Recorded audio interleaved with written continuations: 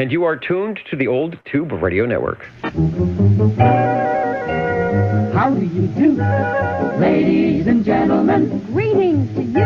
Wherever you are, for music and the latest news from home and from afar, the station for you is OTR, Old Tube Radio.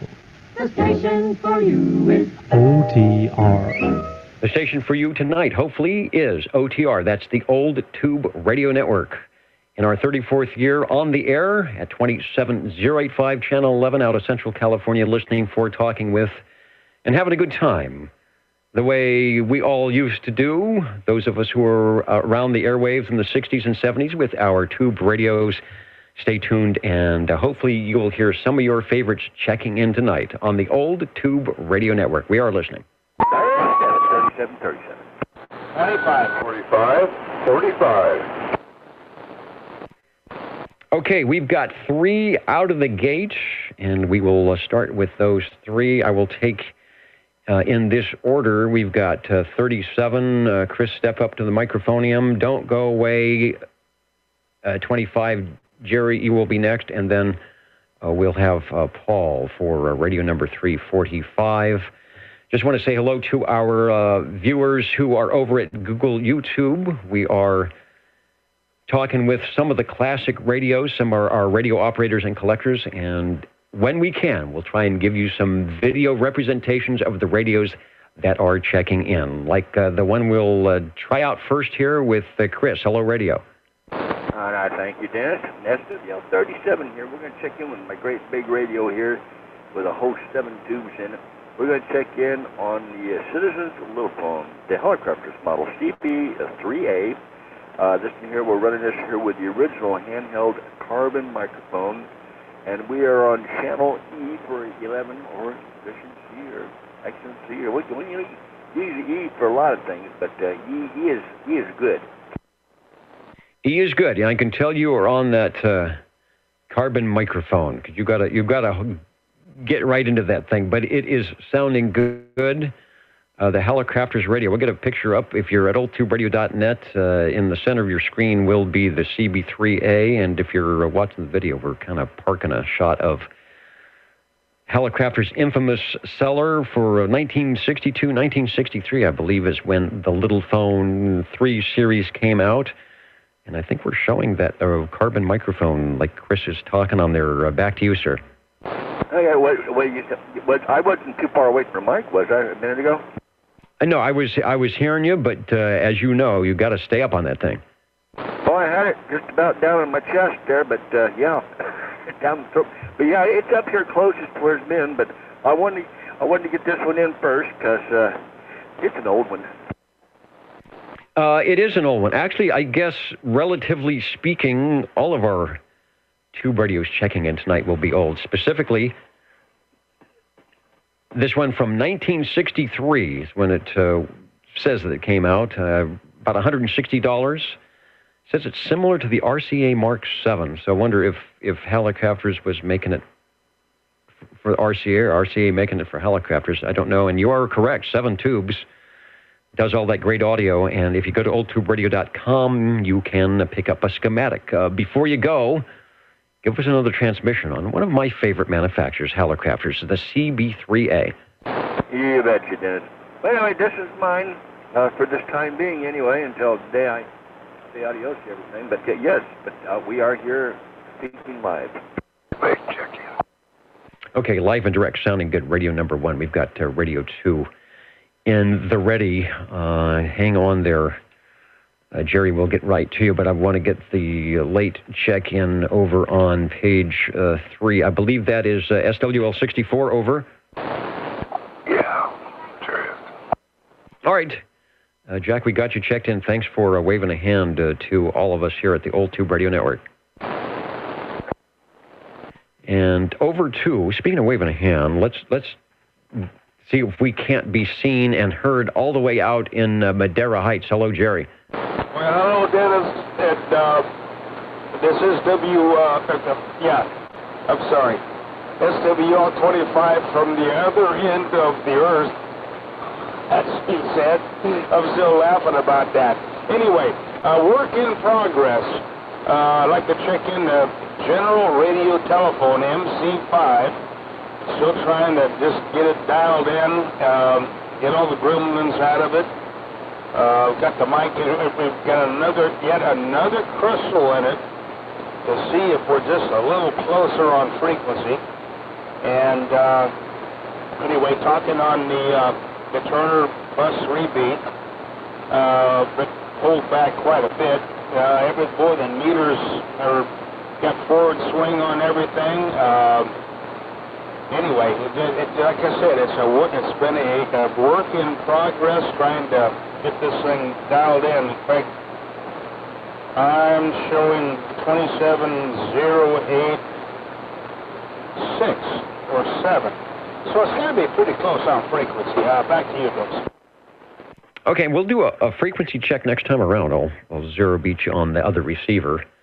Looking good, by the way, on the S-meter, on my kind of bad digital S-meter. If I was doing the video properly like I should, and what they call it, video gates, I should have the S-meter secreted somewhere on the video, but I don't have that good S-meter. I don't have a quality S-meter shot or an S-meter cam just yet to do that. So believe me when I say you were putting in a good signal on the General Radio Telephone MC5. We are showing an MC5, and it is a shot courtesy of Paul, who will be checking in next. So, Paul, thanks for being patient, and we are honoring you by using a picture of your radio here to tell everybody what the master control number 5 looks like, and we'll go back to Jerry so we can find out what it sounds like. And during your next transmission, Jerry, I'll go ahead and do a zero beat that our listeners will be able to hear, and we'll find out what your frequency is at on my side as well. Back to you. All right, Dennis, thank you.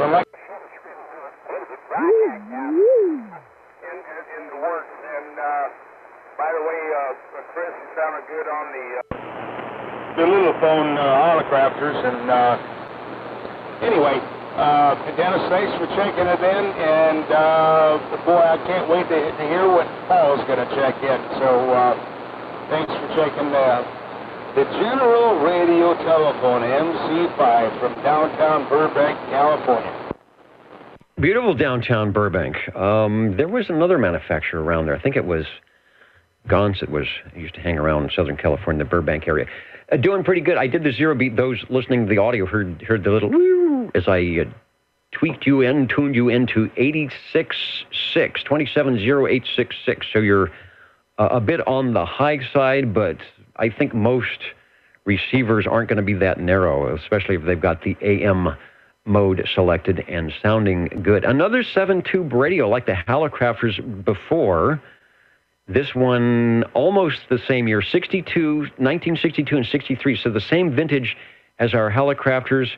The MC5 was probably the most advertised General Radio Telephone CB. I think if you get some of the older CB catalogs, you will probably find a half-page ad somewhere for that General Radio Telephone. It was like the MC4, but it had a stronger transmitter. And this was the last General Radio Telephone with the tone signal. Oh, wait a minute. Don't go away, Jerry. This is the last radio with the General Radio Telephone tone signal, thanks to the FCC, who said, no, do not put those in anymore. If you're still there, Jerry, can you give us a demonstration of the tone signal over? Yes, I will in just a second, but I actually did tried to get some help to this thing, and Googled the General Radio Telephone MC5, and I guess there was a sidebander, an MC5 sidebander that was out there too, and I don't know if you've seen one. Maybe Paul has one, but I'm real curious about that. Anyway, with no further ado, I will honor your request, Dennis, and thanks for checking this in.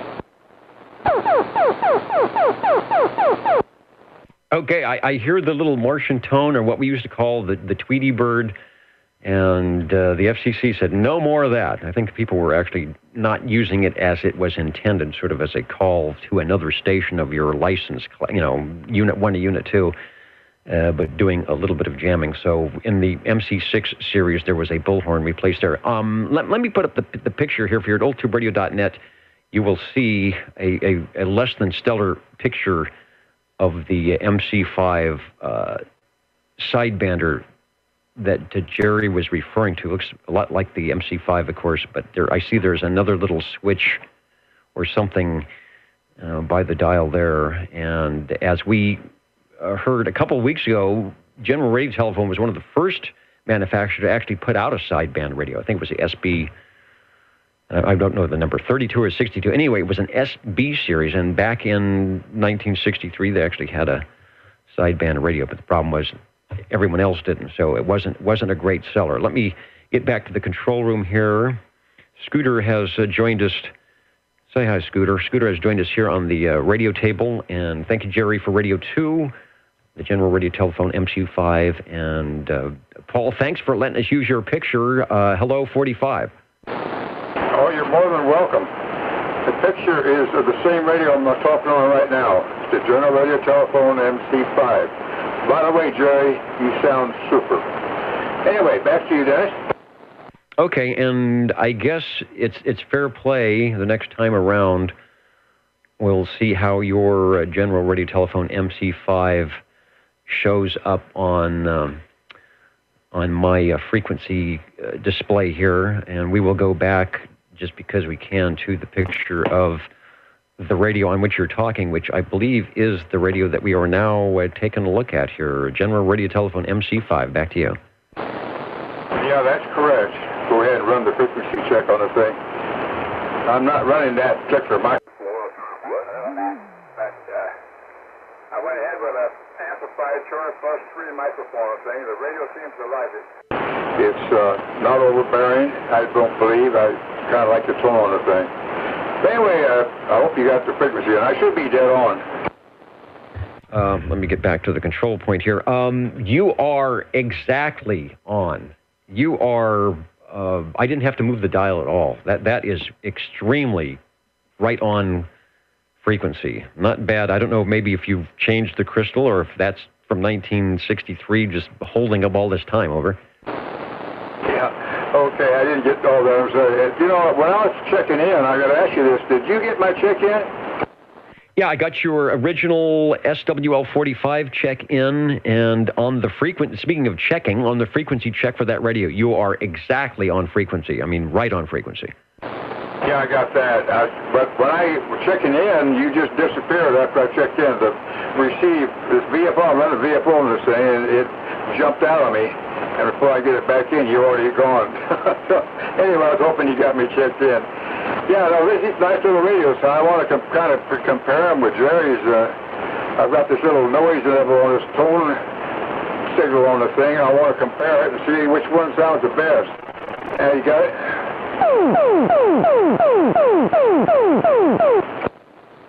Okay. Oh, yeah, you've got the same oscillation. Are you still there, Jerry? I'm sitting here laughing.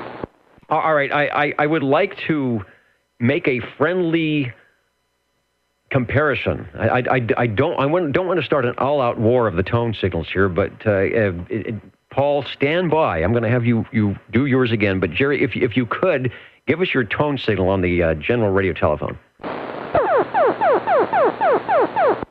All right, and Paul, go ahead, over. Boy, I don't know. Put your votes in over at oldtuberadio.net. I'm thinking that Paul's may be a little bit truer to the intent of the General Radio Telephone text, on the kitchen table in Burbank. But Jerry, you are a close runner-up there. Over. Okay, I appreciate that. And Paul, you're sounding good too, my friend. And I was just laughing when we're doing it when you did that tone thing. So anyway, back to you, Dennis. All right, only on the Old Tube Radio Network on a Saturday night. Radio 3, Paul up in North Fork with his General Radio Telephone MC5. And we are listening to history because the tone alerts, the tone signals, that was the last radio the General Radio Telephone was allowed to put that on because the FCC said no more. And so the MC6s had the bullhorn. That is a 7-tube radio, as I mentioned, and there is a schematic for the General Radio Telephone MC5 over at oldtuberadio.com. Thanks, Paul. It's my pleasure. It was fun. All this is fun anyway, Jerry. Thanks for making it happen. High press.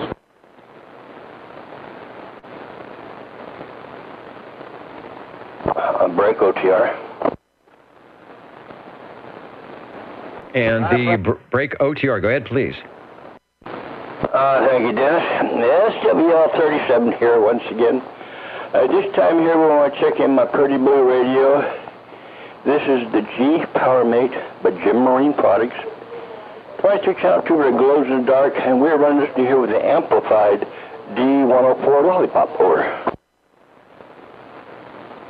Okay, I know we have a picture of that. The Gem Marine Products G PowerMate. I do believe we have a fan of the Gem Marine Products probably listening in tonight, so let me insert the proper picture of the blue radio, and we'll go back to you for a key down on the G PowerMate. Keying down, keying up, whichever, it's both sounds the same way, it comes out working the same way anyway. Yeah, but it seems to be working okay tonight. It's working great. What can I tell you about the Gem Marine? I believe it is one of the Panasonic chassis clones, similar to the Robin T123B et al. So they always sound good. I can't remember if they're plate modulated or not, but they certainly sound like it.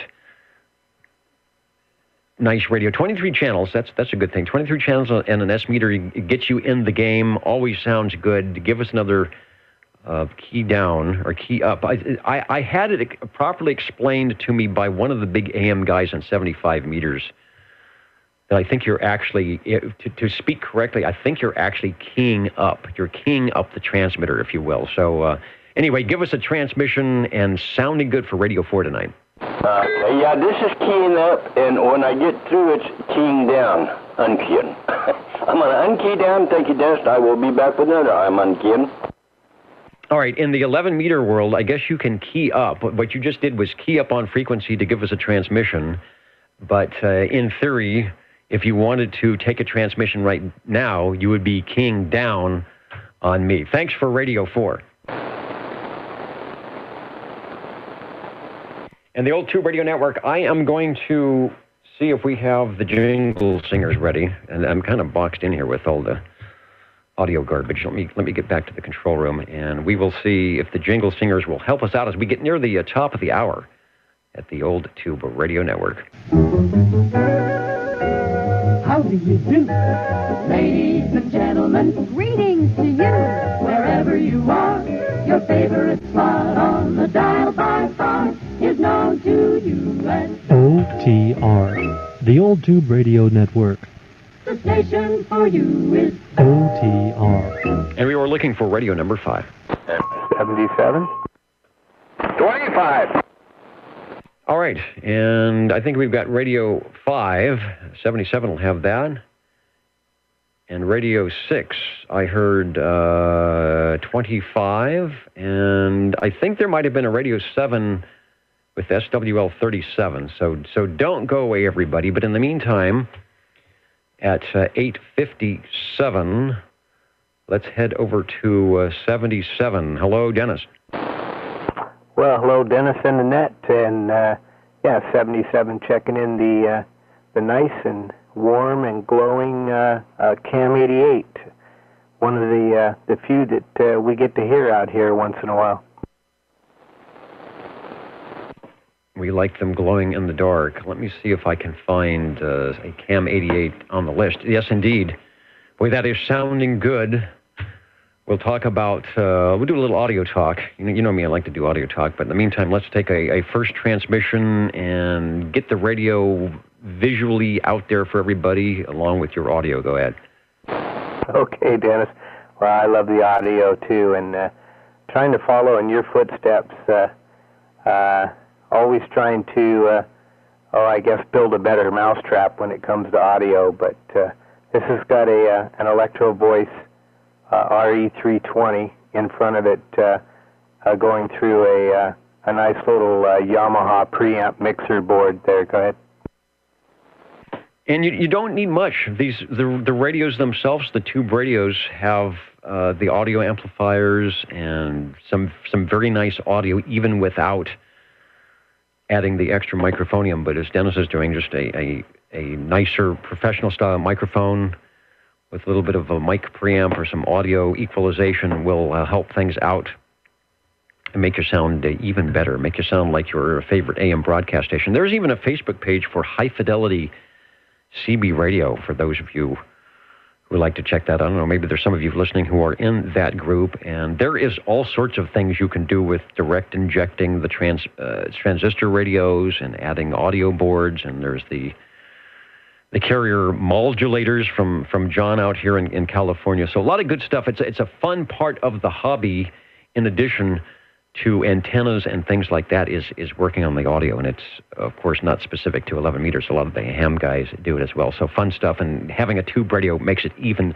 better. The Cobra Cam 88 is what Dennis is talking on from B&K Dynascan. Give us another transmission sounding good. Yeah, well, it just gives you an opportunity to take advantage of what the tubes are really capable of doing audio-wise. I mean, the sky's the limit when it comes to fidelity and quality. You just can't beat the good old glowing tube there, guy. Yeah, there is always the war between tube or transistors, but like I said, the tube guys that are in audio seem to like the tubes, but the transistors can sound pretty darn good. I think the tubes have a little bit of advantage in the headroom department, where you can drive that tube and get it to have maybe a little distorted sound or something, but it still has a sound where a transistor gets to a certain point and it says, nope, that's as much as I'm going to do. And that's all you're going to get out of it. Sounding good. Radio number 5, the Cobra Cam 88. Thanks for bringing it by. Okay, Dennis and Annette, I sure appreciate it. And always a pleasure, and just love seeing all the different places there on the net listening in. It's wonderful. Thanks for everything you do, Dennis. 73s to everyone, and we'll be listening. Okay, and I agree with you. I always like our digital listeners out there who I'm sure themselves have many of these radios. And let me make a comment. If you're able to make a comment on the big page at oldtuberadio.net, please do. And when I notice it, I will try to mention it here. Coming up next is SWL25, and Stan, SWL71. He has mentioned that the MC5 sidebander was listed in the January and October 1963 S9 magazine. Said you had to buy the sideband transmitter, which was in a VS2 case. Interesting. And the first mention of the SB72 that he can find was, I guess, June 1966 in S9 magazine at about $400. And I believe that was single sideband. The other transmitters in 66, 67 were the Tram Titan. Maybe it was a Tram Titan 2, but anyway, it was the one that had the double sideband, and of course the Regency when they came out with the Imperial. So thanks, Stan, for that information as a sideband. Kind of creeping in the mid-60s, but really didn't catch on until the import radios, like the Yaesu 101s, and it wasn't an import, but the Celtronics made things a lot easier with the VFOs. We are looking for radio number 6, and hello, Jerry. I believe you've got it for us. All right. Thanks, Dennis. And I do have a couple comments on tube audio. As you know, I've been playing guitar in and out of bands all of my life. I'm a blues guitarist by nature, but right now I'm involved in an original group. Doing originals, but I have a Fender Twin that I love, but my favorite amp is a Music Man, which when Leo Fender sold Fender to CBS, he started Music Man, and anyway, I have a Music Man amp that I've been playing since 1974, along with my 72 Les Paul, and of course I have a Strats and stuff. But anyway, I didn't mean to get off on that. But the argument about solid state versus tube, in my opinion, There is absolutely no comparison. Tube's the only way to go when it comes to audio. Anyway, real quickly, I'd like to check in on this sonar. Scotty used to call this one the dual conversion Model G, and this one actually I think is the one that should be on frequency. Let me look what I'm doing here. Let's see. It says right on frequency, and then this one has the optional built-in speaker, or somebody added a speaker into it because I think there was an option when you actually bought this radio. But the Sonar Model G. Back to you, Dennis. And that is a loud radio. I can't really reach my control for my Headphonium audio. I was going to try and turn things down on my end because it just has such great. It's got good high frequency. It's piercing audio, but that's not saying it's bad. It's nice and loud, as sonars often do. The Model G. Right now we're showing a Music Man, and it may not be the specific one you're talking about, Jerry, but I wanted to pop it up on the video. Let me go ahead and I'll put it on our YouTube video as well. It's an HD 130, and from what I'm understanding, there may be some awesome set of tubes in those Music Man amps. It reminds me of a Demco satellite with all those knobs and the big speaker case. But anyway, I just wanted to pop that up since you mentioned that, and we'll switch over to the Sonar Model G, but we're showing a Music Man HD 130. So I hope I'm close on showing that. So in the meantime, let me switch over to the Model G. And as I do that, let's see if we can do it live and direct here without mess up. Okay, sort of. And then we'll go back to you for transmission on the pretty cool sonar. Over. Yeah, okay. Again, this is the sonar, and nothing special about it except it's working. And that tickles me to death. No, the Music Man model is an HD 410. And they have an HD 212, which is 212s, but the one I have has a 410s, and it just has, especially for clubs and small environments, it just has a tone that, and quite frankly, I don't even play my Fender Twin. I prefer the Music Man. And, that's for what it's worth. Anyway, back to you, Dennis. Oh, by the way, I am talking on a stock sonar microphone that's about double size as most mics, the big old sonar mic. And I'm talking across the mic and not into it. So, anyway, that's about it. Back to you, Dennis. All right, it sounds good. I want to remind everybody who checks in that if you'd like to give yourself your own radio check, you can do so by listening to the archives. We do archive the audio at oldtuberadio.net. There's an archive button at the top of the page. When you click on that, the OTR magnetophone will load all those little 3-inch reel-to-reel tapes that we record here in the back room. And if you pick the date, like today's date, the 10th, and you pick whether it's an SWL check-in or a Tube Radio check-in and load it up on your media player and search around, you will find your audio evaluation as we hear it here, or it is heard here at Net Control, and I'm sure you will be pleased with what you're hearing. All right, there is, and the Music Man HD 410, I think a little bit more taller and not as narrow, but still tons of little knobs and rotary things to turn and sound good. And what's the tube? The 12AX7 or the 12AT7, it probably gets warm, but it makes you sound great. Thanks for Radio 6, Jerry. And by the way, the photo that we were showing of the Sonar Model G, the credit had been given to SWL 135 Cliff, and many of the pictures we use are from Cliff, but I have it from a good source that actually is off of the radio bench of SWL 20 Harvey, who we will be hearing from, no doubt, later on this evening. Thank you, Jerry. And thank you. And by the way, I'd be happy to take a picture of this and send it to you. So anyway, back to you, Dennis.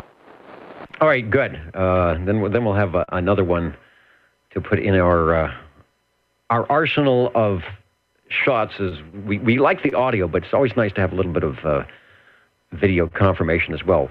I do believe Radio 7 is standing by. Chris, was I correct in thinking that you have something warmed up for us? Over. I believe so. All right. Well, go ahead and take a transmission now, and at 9:08 Pacific Standard Time, we will log you in as Radio 7. Over. Okie dokie. Well, this time here, I'm going to check in. The radio's got all the knobs and the blinking lights and the hidden knobs and the back and things like that there. I want to check in my Courier Royale 23-channel tuber. It glows in the dark. We are running this in here with the amplified D104 Lollipop also. Sounding good with the amplified D104. A lot of the radios, as we hear, work well without amplified microphonium. Sometimes when you do amplify things, you either have to keep the microphone down low or you can adjust the radio itself to make a happy medium between, 50% incoming and 50% outgoing from the microphone. I think you have done quite well in whatever adjustments you have made. We are showing a picture of the Courier Royale. They're top of the line for sure, and maybe the last tube radio for Courier. I don't know about that, but it's sounding good, and let's hear some more from you. Over. Okay. Well, I can say one thing. This is mine, and the light is blinking when I'm talking here over there on that modulation light above the PA-CB switch right there. It's just jumping and blinking back and forth at me. It's like calling me to it. All right. It is not telling you or leading you astray. It is working quite well. There's great modulation. I took a look up at the digital S meter, and you are moving in the forward direction as it should. We're showing 11 tubes. I'm seeing if there's a 12AX7 in there. No, I don't think so. I see a 12BA6, a 12BE6, a 12BA6. But that would be your tube complement. Nice to know that we were getting all those 7-tube radios. Here's one with 11 tubes. Doesn't have sidebands. If it had sidebands, probably be 13 tubes. And we have a service manual for that over at oldtuberadio.com. It's the Courier Royale. Sounding great. It will run 12-volt DC if you have the right power cord to go in the back, I guess, and also includes the infamous Collins 6 kilohertz mechanical filter to make everything sound great on the receive. Back to you for another transmission. Thanks for bringing it by, Chris. You bet, Dennis. And I'll be back with another here in just a minute. Okay, and you're listening to the Old Tube Radio Network, Real Radios Glowing in the Dark. Been on the air doing this every Saturday, or almost every Saturday. We've missed a few here and there in the last 34 years, but we have a great time. And if you weren't around in the 1960s and the 1970s, what you're hearing now is pretty close to the way it used to be. A lot of people out there on a Saturday evening having a great time on their CB radios. How do you do? Ladies and gentlemen, greetings to you. Wherever you are, the friendliest nation for you by far is known to all as OTR, the Old Tube Radio Network. The station for you is OTR. And we are looking for radio number 8. And break OTR. And I think maybe we have found radio 8. Go ahead, break OTR. Thank you, Dennis. SWL 37. Oops.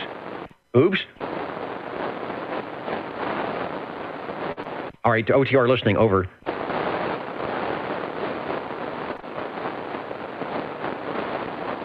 Was this thing getting out, Dennis? You said SWL 37, and then it didn't key down and it didn't key up, so I still need the radio, over. Okay, yeah, this is the Chris 23 Plus, 23 channel tuber glows in the dark. We're running this in here with a non-amplified stock microphone that goes with the radio. Actually, it's the original handheld stock microphone. Over.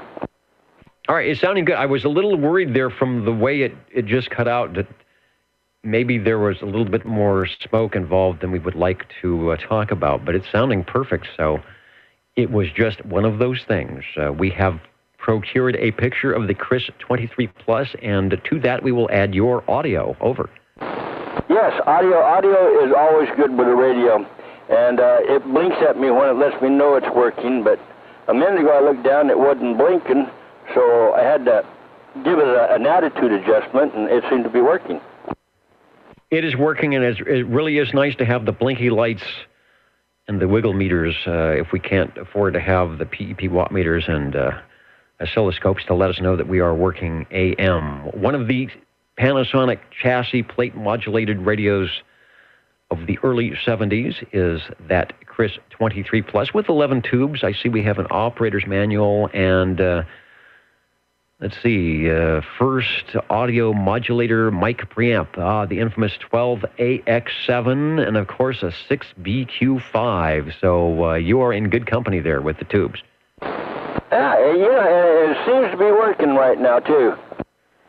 It is working great, 100% on the key downs the last couple of times, so no problem. We will log you in as Radio 8 on the Chris, K-R-I-S, with Chris, C-H-R-I-S, at the microphonium. Thanks for bringing it by. It sounds loud. Yeah, it's warm too. I put my hand up on top of it and I kind of pulled it back after it was sitting there for a minute. It got a little warm.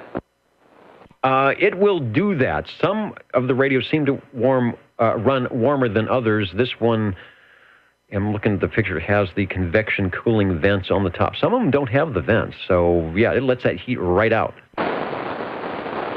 Yeah, that's where I had my hand at, right above that one tube up there in the very front by the speaker on the right there. That's the one right there. You see it right there. All right, well, be careful, please. All right, Dennis, I'll be back with another after it warms up.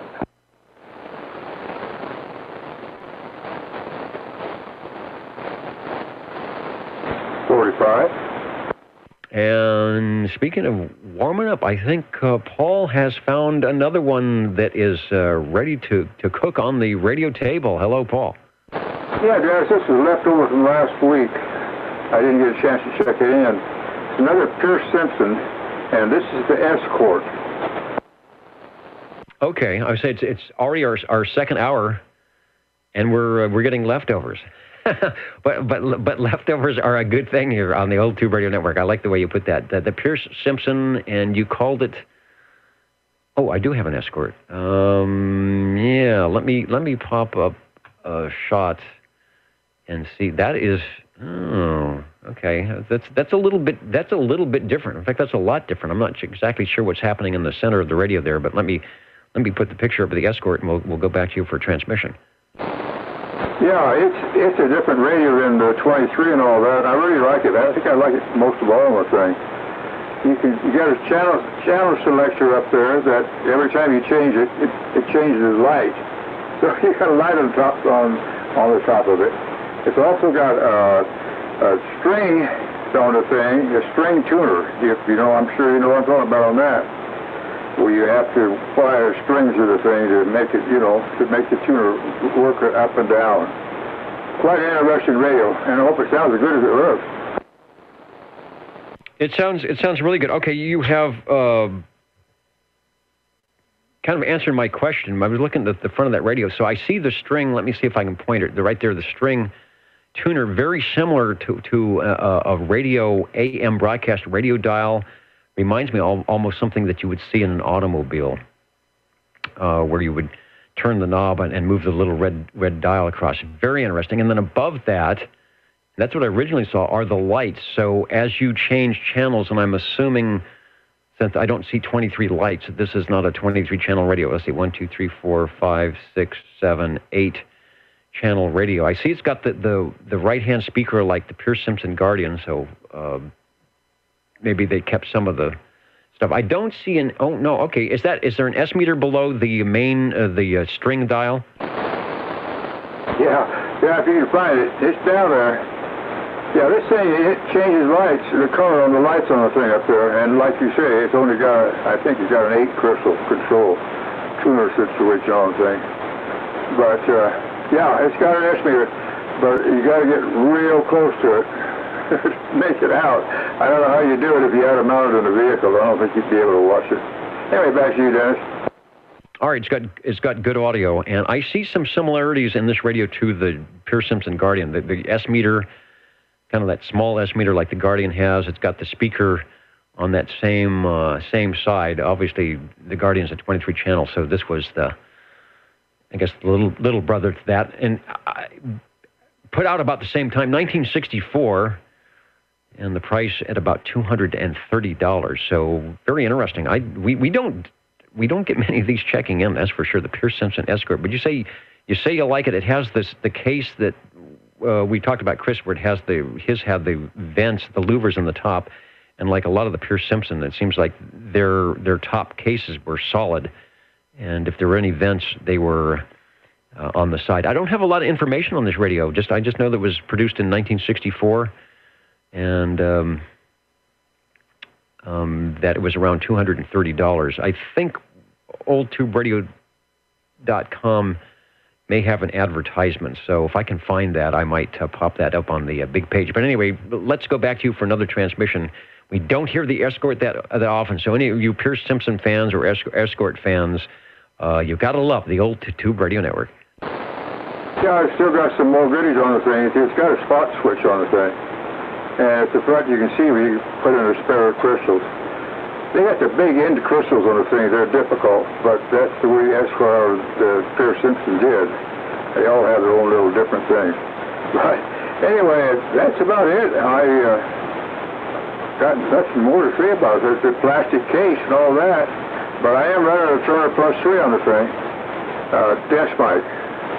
The other mic, they didn't like it too well, so, I go along with the mic. With the regular mics, the mics, they're not really, if they're too loud and all that, I don't like it. You got to be just mellow, just like you sound all the time. I always drag you up. I'm going to quit doing that. Thanks, Dennis. 7. All right, 37, be right with you. Well, thanks for the audio flowers there, and all the radios sound good. When you're tube radio, even if you got a carbon microphone, you're going to sound good. I won't show it on the main YouTube video because it won't display very well. But if you're at oldtuberadio.net, there is an ad from CB Magazine, November 1964, and it shows the 3 in the line of the Pierce Simpson radios, the Guardian 23 being their top-of-the-line base station with 23 channels and the S-meter at $300. The Escort was the middle model, and that's the one that we just heard Paul on, and it was not 23 channels, but they still incorporated the S-meter. So I bet it was quite similar, probably on the inside, to the Guardian. And then there was a Companion 2, which was the lesser model, under $200, and I see the Companion 2 even had an external S-meter that you could add, and all models had a remote speaker for $11.95. If you're going to run it mobile, you could put that speaker probably a little bit, mount the radio onto the dash and put the speaker closer to you. So Pierce Simpson, and they are out of small print, Miami, Florida. So all our SWLs listening out there in Florida tonight, this is like we have us here in California, we always say hip hip hooray when we get one of those Burbank, California radios, and so all our Florida stations will like the Pierce Simpsons out of Miami back in the day. Thanks, Paul. Quick comment.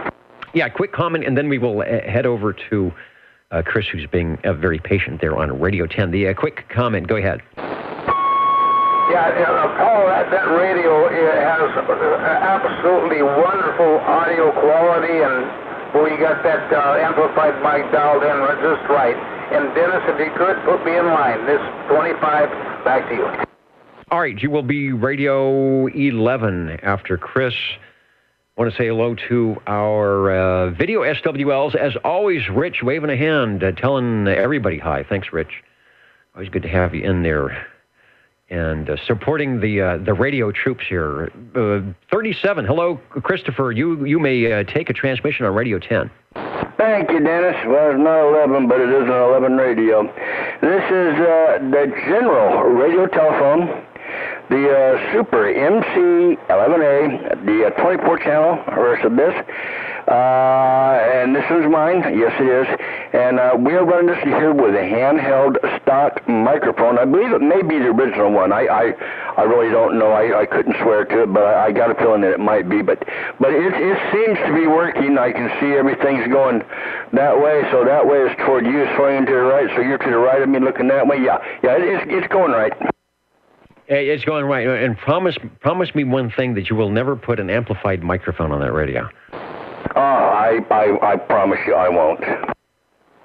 Well, you could, but you would have to turn it way down. I think it would be wasted on that radio, or you'd have to go in and turn the radio down. You really don't need it. It is super loud. The General Radio Telephone Super MC11A, and since that is a model that came out after the MC5, there will be no tone call on it. In fact, I don't even think is there a bullhorn on that? I don't think there's well, maybe there is. If you look down by the microphone, and I'm going to ask you probably your thing. Now he's going to have to put on his glasses, but there's a switch there that maybe has a bullhorn on it. I'm not sure. Yeah, I believe it does. Let me see. I'm looking at it, but I got to bend down so I can see it better. Local radio, tone. Yes, bullhorn right there. Radio bullhorn. That's what it says. And bullhorn is I believe, the General Radio Telephone version of a PA. But you could, there's probably an output speaker jack or something, and you plug your bullhorn into that and either put it on the car, or maybe you're out of the function and you could take your radio there and make your own PA system. So that is the bullhorn that we were talking about earlier. Radio 10, what can I tell our SWLs about the General Radio Telephone Super MC11A 9 tubes, 2 transistors? See, they were stinking some transistors in there even at that time. There's your mic preamp, the 12AX7A, that gives you that great audio. Of course, the ECLL 800 on the modulator output helps as well. Give us another transmission. Thanks for bringing it by. General Radio Telephone sounding good tonight. All right, well, thank you, Dennis. And this was my last one, so I will just be listening from here on to the rest of the evening. All right, listening is a good thing. We have a lot of listeners. Just a reminder that you don't have to have any numbers or be on any official list to check in a radio.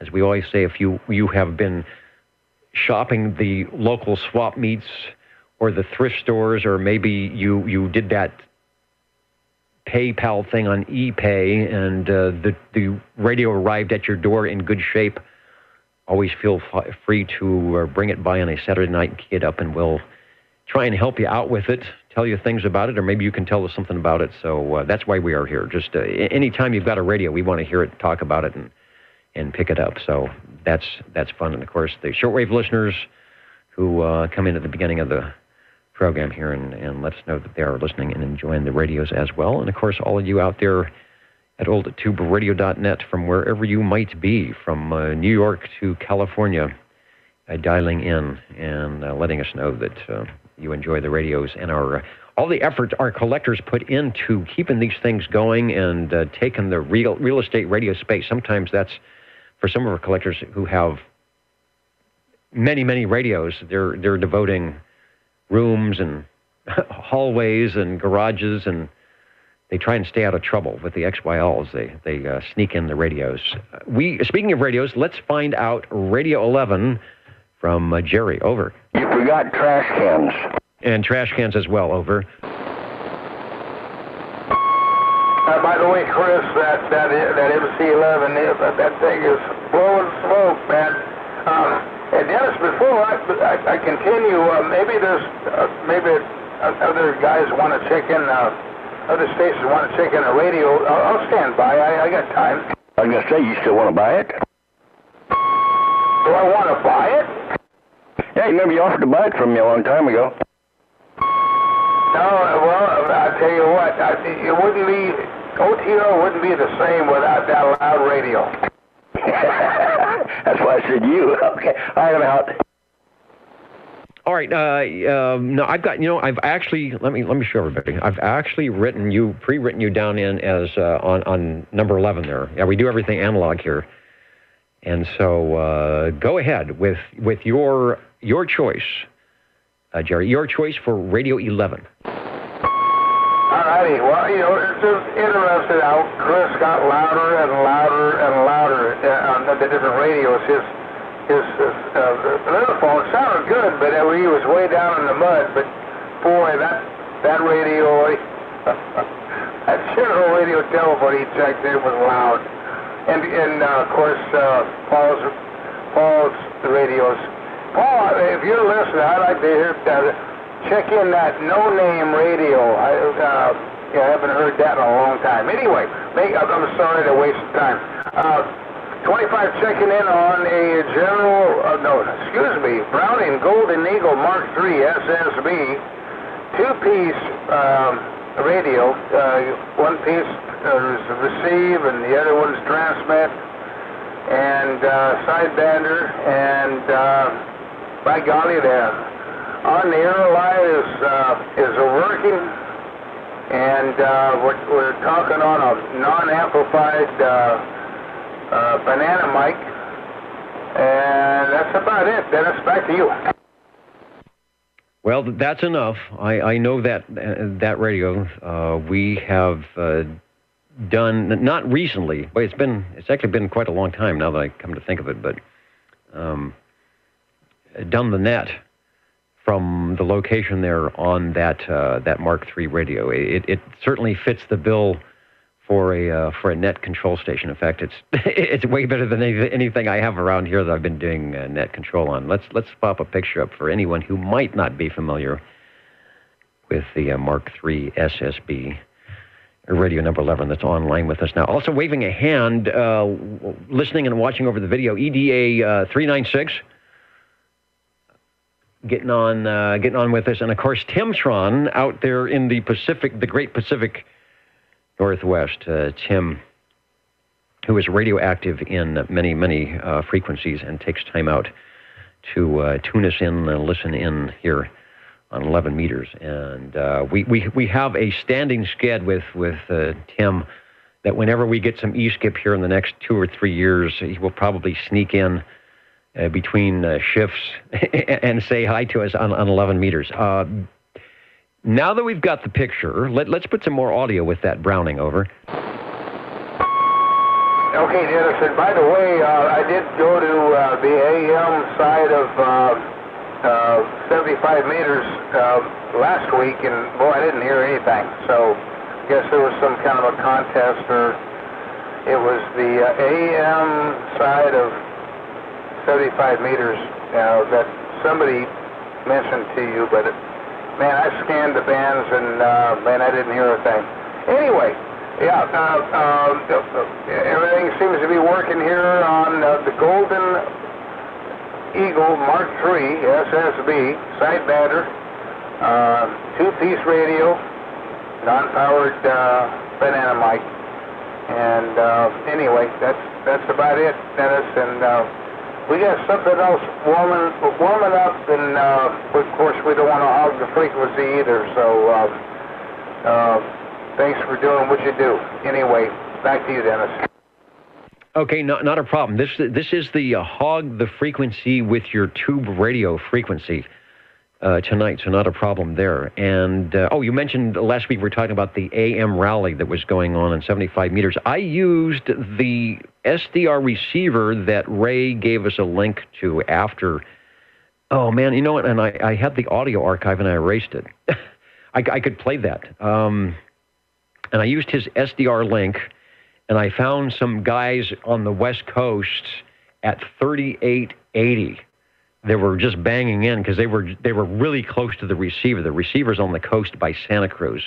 And these guys, one guy was north and one guy was south, and they were just banging in. So I had the advantage of my receiver antenna was sitting at Half Moon Bay, beaconing down there, and I didn't have to use a wire in Fresno to pick the guys up. So there was some activity. There wasn't as much as I thought there would be, and then there were some guys up above that farther east. But there was some activity. But it really helped to have that SDR receiver to tune them in. So maybe there will be some activities. Usually on the weekends there is.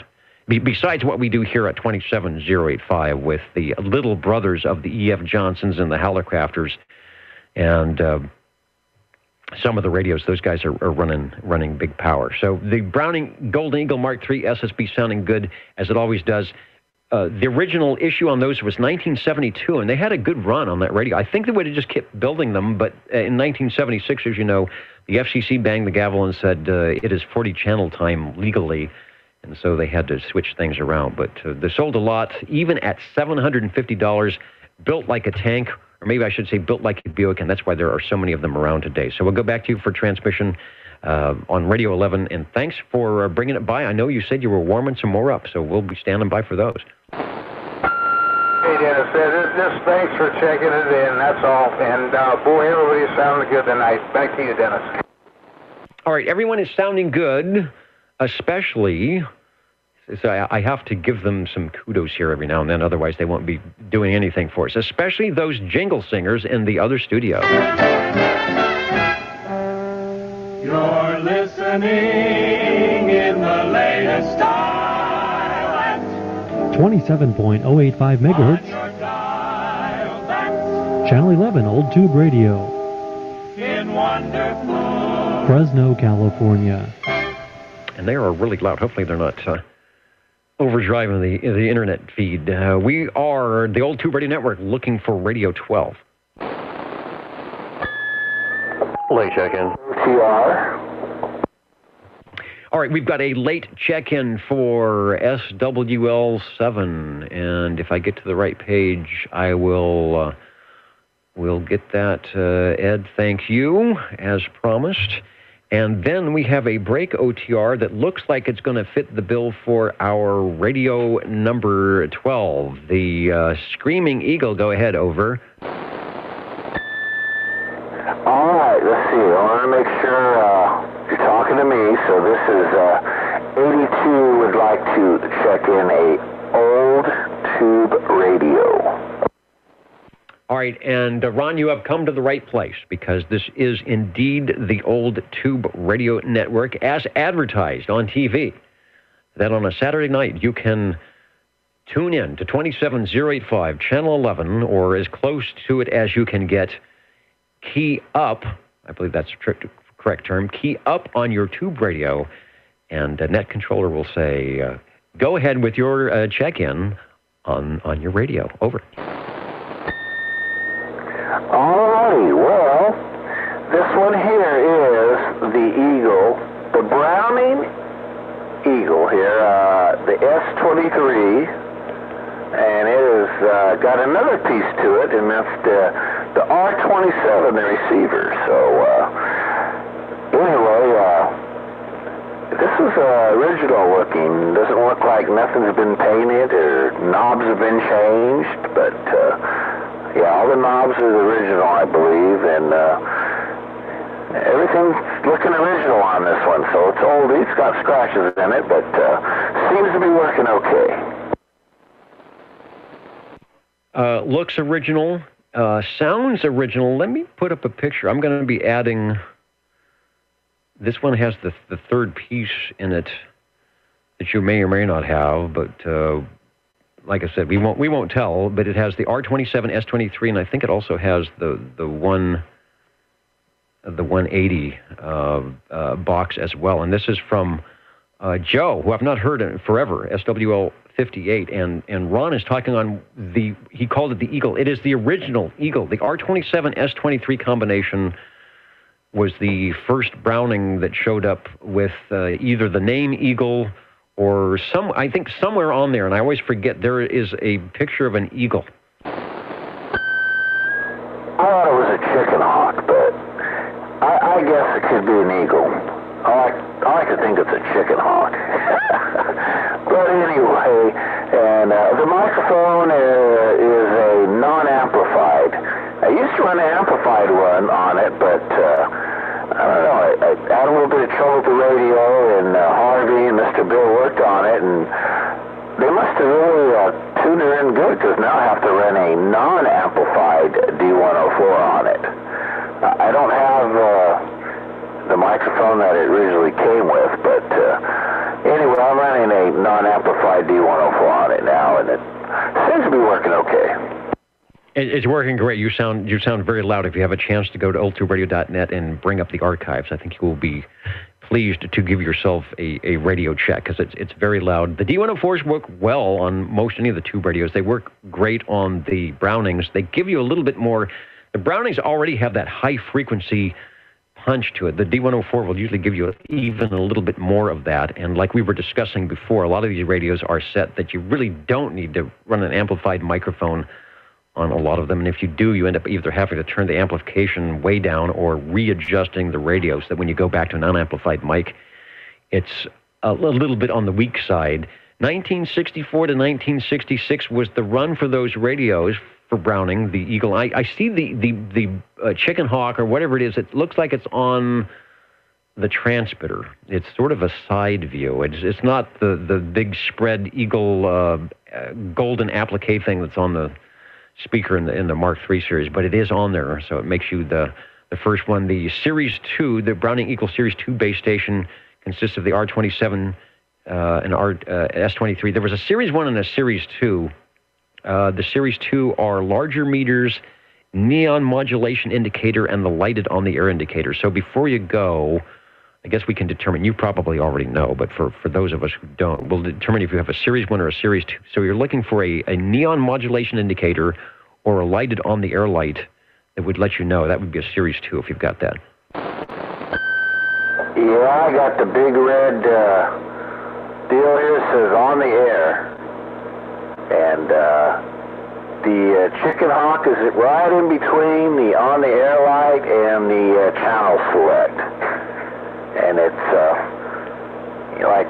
got a round circle around it, and it's got the old Chicken Hawk in there. But anyway, hey, how much do you think these cost back in the day? You got any info on that? Because I heard you talking about the other ones. They were a pretty penny, the newer version. So this was 1964. Wow, I got a couple years on it. But anyway, I didn't know it was that old.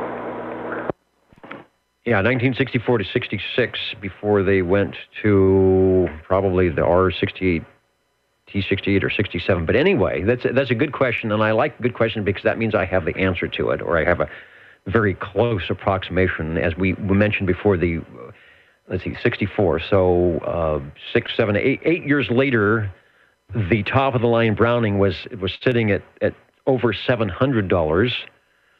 But in 1965, you could pick up one of these beauties minus the other box we're showing, which was the 180 business band amp, for about $360. Considering we know our 64 prices on the Pierce Simpson was showing up at about $300, and some of the other radios were in the mid 200 ranges. Now the general radio telephones were down in the $160, $190 range. So this was an expensive radio. It probably was up there, with the price of the trams, but for what you got, not too bad. $360. Oh, okay. All right. Well, thanks for that information. I have an old price list on a Yaesu 101. I forget what model and what year the guy bought it, but that was like $650. So anyway, all right. Well, thanks for all the info, Dennis, and thanks for OTR. And I kind of want to hear what else Jerry's got to check in, and everybody else. So with that, I will take a standby. Okay, and that was also, like you said, an expensive radio, but what the advantage was when the imports started coming in, for what you got on the radio, that was, an amateur radio with other bands and side bands, so it was hard for the ones that were built here by hand to start competing with the imports, and it was sort of the death knell for a lot of the manufacturers when that happened. Or as we see a lot, the Panasonic chassis from Japan came in, and a lot of the American manufacturers started using that chassis for their radios to keep costs down. You are listening. Let me take a moment here before we look for Lucky Radio 13. You're listening, if you are listening, or watching us on the Google, YouTube, or over at oldtuberadio.net. This is called the Old Tube Radio Network, for lack of a better name, mainly because we hang out here every Saturday for a couple of hours, and we've been doing this since the mid-1980s on Channel 11, 27085, and do what we're doing. Just wait for people to stop by and bring their radio collections of 1 or 101, and feel free, as they might, to key down and give us a little information on the radio or ask us questions. Basically have a good time, like you might have done back in 1965 when you just unboxed your Browning Eagle R27 S23 and were ready to show it off to all of your 11-meter radio friends. So with that in mind, and 73, good night to SWL 83, who is signing out. Let's talk about the magic that is the Old Tube Radio Network. What are the magic numbers? 27.085 megahertz, channel 11. Are the magic letters? OTR. Right here in Fresno, California. Radio Magic Old Tube Radio. for you. And we are listening for Radio 13. Hello. 25. And 25 is there. Hang on one, Jerry. Who was the other breaking station? Over. That's me, Jack. Hi there. I hope you're enjoying our many, many tubed radios tonight. Yeah. I still got those tubes. Oh, yes, the tubes and refreshment. I want to say there's 6 LF6s, and you might be wanting to swap. Is that correct? I have 6 LQ6s, and I want to swap them for 2 LF6s. Okay, so you've got the 6 LQ6s and looking to swap for the 6 LF6s. All right, good. Always feel free to come in and give us the reminder there, since I'm always bad at remembering these things. So there you go. Got some LQ6s, looking for some 6 LF6s. All right, thank you, Jack. And Radio 13 maybe, because I didn't determine whether you had a radio or not, but I think you do. Hello, 25. Yeah, hello, Dennis. And by the way, from the dead space of Biola, Ronnie has just an extremely loud radio. Boy, that was the S23 R25 or whatever that combination was. Didn't they used to pair that up with a buddy transmitter and then use that receiver? Anyway, you probably know what I'm talking about. But anyway, I'll just make this real short. Checking in on the sonar FS3023 sonar, and boy, I got the on-the-air light. I guess, but not the on-the-air in the front. Is it working? It is working. If the wiggle meters and lights are telling you that there may be RF and audio, believe them. Over. Okay, as long as the RF is going out towards your direction, that's all I care about. I don't want it back in the shack. Anyway, that's about it. Talking on a non-amplified stock sonar microphone, and boy, that's about it. That I've got a couple of FS23s, but they're kind of they're being punished right now. They're in the closet. But the only thing I can figure out that the A&L switch is on the front on the 3023 versus the FS23s. They're in the back. So they look like little miniature Yaesus. Yeah, same color, same casings and everything. So anyway, that's about it. Back to you, Dennis. Break OTR. And the break OTR acknowledgement, we'll get right to you there. Showing the picture, and I agree with you, the gray and the white, or the gray and the silver, even the speaker placement, and then the knobs with the black knobs, or dark knobs with the silver inserts on the Sonar FS3023. And I was looking for a production date on that, and my data sheet does not give that. So I think, I want to say these are still in the 1960s, but I could be wrong about that. And I do believe they had a 40 channel somewhere. Obviously, we know that would have to be in 1976.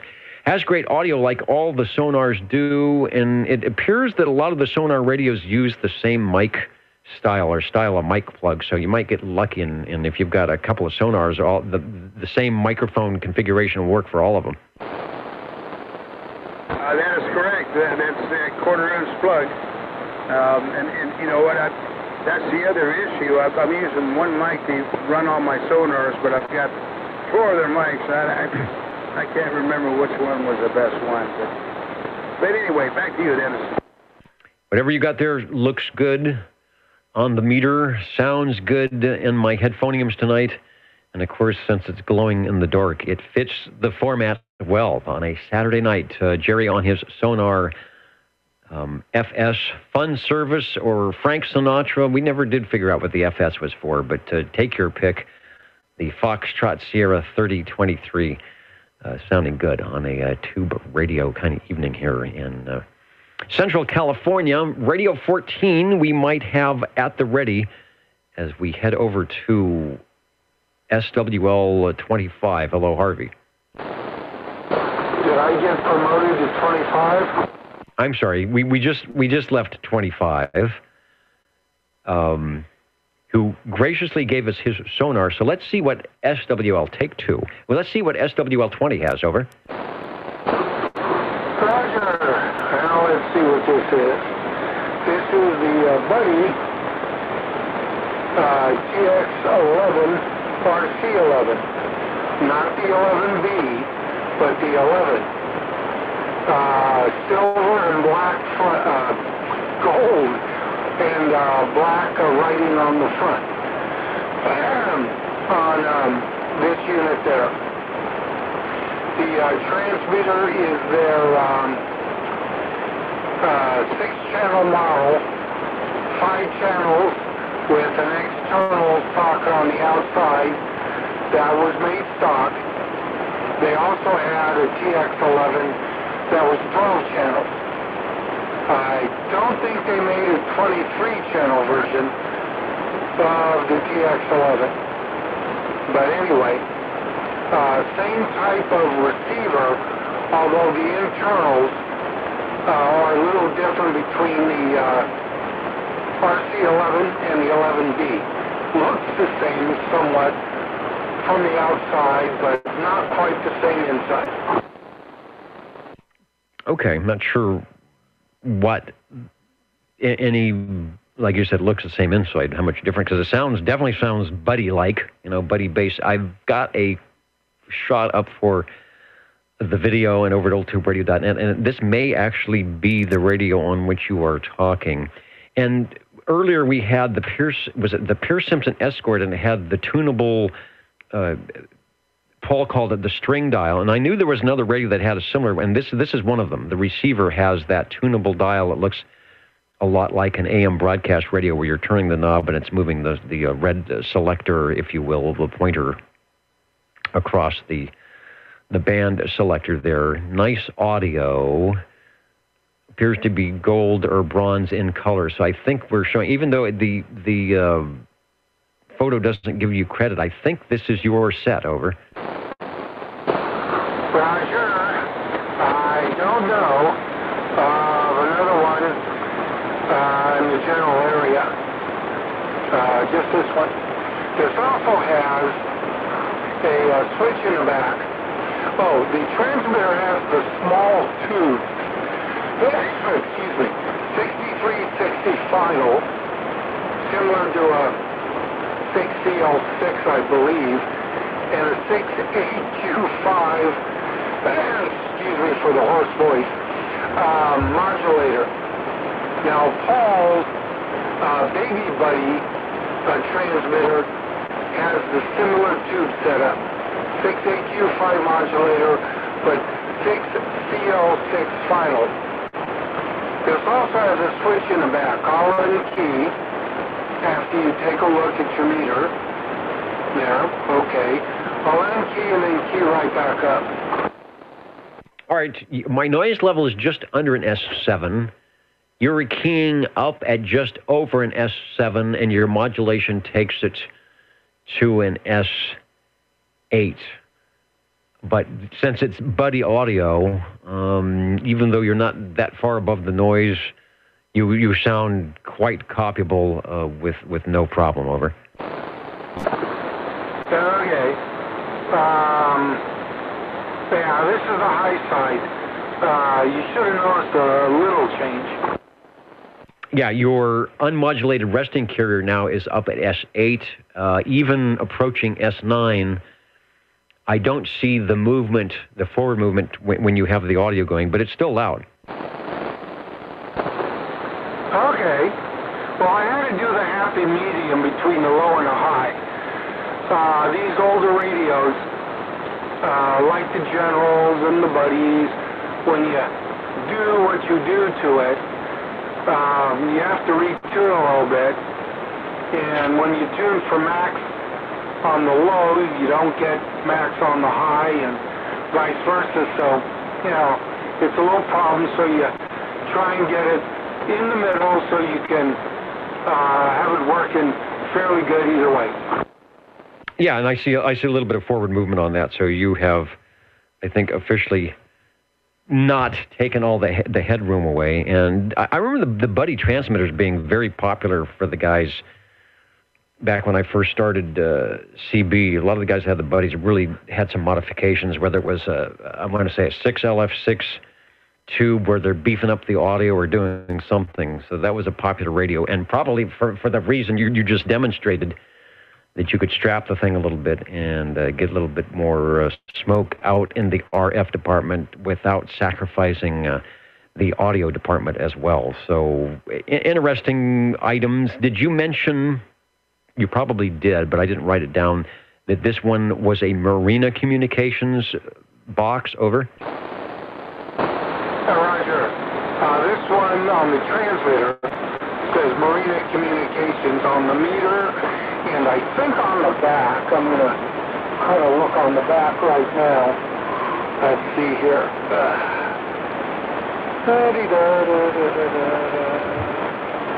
Oh, yeah. Marina Communications on the receiver in the front on the meter, but not on the back. The speaker doesn't say anything, but the transmitter meter is just a white meter, which they all are, but doesn't have the Marina Communications logo in it. But on the back, painted on the back, is Marina Communications, like Culver City, California, not Santa Maria. And it's serial number 270 on this one. Station all came together in one piece. I didn't have to piece it together. All right. It wasn't a Heathkit. It didn't arrive at your doorstep in parts. I wanted to take a quick aside here. If you're listening, Jerry, SWL25, he was talking on the Sonar FS3023, and I just finally refreshed my comments, and Randy, who is listening, has the, as we say in radio, has the skinny.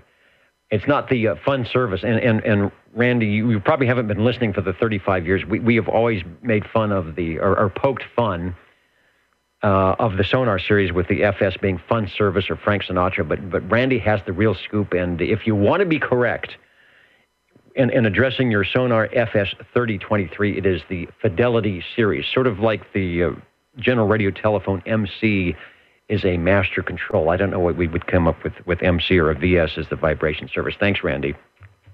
I will probably forget that, but I'll write it down. I'm going to write it down on the list here.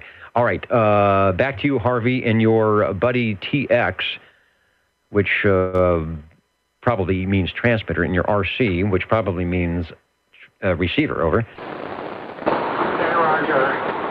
Okay. Well, I have to do a Fidelity series. You know, I've got one of the Blackface vibration service radios here. Excuse me. And it should be a VS2, but it's got a plate on the front that says it's an EM2, and it says it's a vibration service radio in the little explanation, but it's not a VS2, it's actually an EM2, and I have no idea what the EM is for. Boy, interesting. Maybe when they were, designing those things on the kitchen table in Burbank, they ran out of little sticky letters, and that's all that was left. 25. All right, Harvey, Radio 14 sounding good. the TX11, RC11, those of us who remember and didn't own one like me, but remembered the guys that would come on frequency. And it was usually late at night. The guys with the buddies came on late at night, and just probably because they had the radio so beefed up that they're throwing all sorts of TVI all over the place. But they would come in late at night and just really go to town. Thanks, Harvey. Don't go away, because I know you might have some other radios there, and we have plenty of room on the list. Also, man, it's almost 10 o'clock, so we want to get as many radios as possible. Counting and Mounting, the Jingle Singers are saying they'd like to do a tune. But in the meantime, let's head over to 25. Hello, radio. Yeah, thanks, Dennis. And Randy, if you're listening, thank you for what the FS stands for. Fidelity. I already forgot what does it stand for, Dennis? I know, we've been messing it up so long. We finally get somebody who says, here's what it really means. It's called Fidelity Series. Over. But I'm laughing. Fidelity Series. Hey, real quick, let me. If Chris is listening, I'm just going to check in on the Holocrafters. Citizens little phone, CB3A. Just like his, and this one has the meter on the front, which I think was an option, and it also has the VFO on the left side of the where it says what channel, what frequency you're on. Anyway, but more importantly, if Randy, if you're listening, thanks for the clarification on what the FS stands for at the sonars, because we've been having fun with phonetically what for years what that actually stands for. So it's greatly appreciated. Anyway, back to you, Dennis. Oh, by the way, I'm talking on a non-powered D104. Back to you, Dennis. Good choice for that radio. We know what the Carbon microphonium sounds like, because Chris checks in on his, and it sounds good. But the D104 has a little bit more drive, showing the Halocrafters CB3A, and yours is even more deluxe than the picture we have. We have the picture showing the S meter, which fits into the little rectangular knockout slot on the front panel. The one on the other side is for the VFO, which you have. Yeah, back in the day when radios were like cars, when you could get options like radio, white wall tires, and heater, you could buy your radios that way. It had optional S meter. You know, my Ford Falcon station wagon does not have a radio in it. It has a little rubber or whatever it is, plastic cover over the hole where the radio should be with the Falcon on it.